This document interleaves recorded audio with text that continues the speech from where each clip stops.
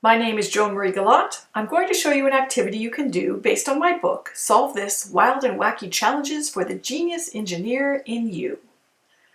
Engineers are people who solve problems, and there are signs of engineering all around you, from the screen you're watching, to the chair you're sitting on, to bridges and airplanes, and into space, where engineers have designed satellites and even space stations. You can play around with engineering at home, and Solve This will help you get started. In this book, I explain the steps to problem solving, then I challenge you to use these steps to solve some pretty wacky problems.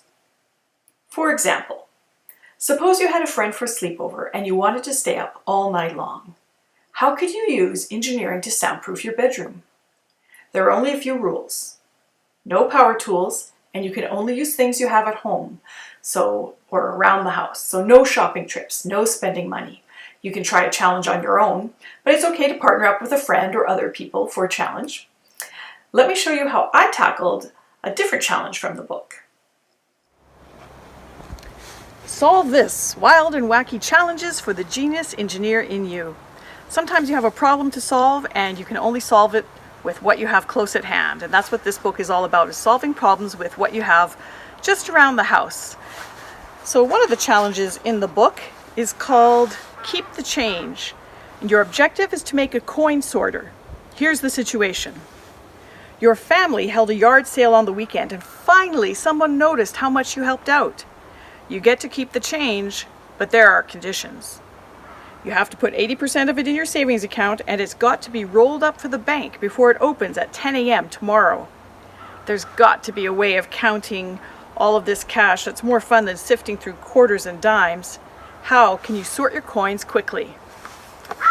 Well, my solution was to build a coin sorter using cardboard and jars from around the house. Let me demonstrate. Here we have Joan's money. I'm taking a quarter, I'm putting it in the chute, it slides through, and it gets caught. So I try again with another quarter, hoping to bump it down, and there you go. Money in the right jar. So there's another quarter going through. Now I'm going to use a Canadian loonie, which is a little bit of a larger coin, and it's sliding down and going into the right slot.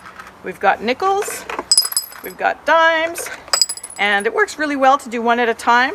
But maybe you're in a hurry and you want to just throw those coins in. As long as you keep them close to the edge, it seems to work pretty well.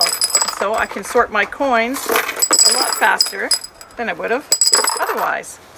Now let me show you how it works. I'm going to take this off, and you can see the chute in here. Here's some examples of when I was building it. You know, when you're trying to make something, you often don't get it right first try. You've got to do some practice. And I had some practice chutes. I had to make sure I got the spacing of the holes just right, and I had to make sure that the sizes corresponded to the coins. If I didn't, the money wouldn't go in the right jar. So a lot of practice and trial and error, but now I have a quick and easy way to sort my coins. And my next job will be to figure out how to make a cash sorter, just in case somebody gives me a bunch of this. The book includes problems, but it also includes solutions. National Geographic explorers took my challenges and I collected their answers to share with you. Often, when it comes to engineering, one idea leads to another, and once you know how someone else tackled the problem, you can dream up even better solutions. Engineering is all around you. Have fun with it.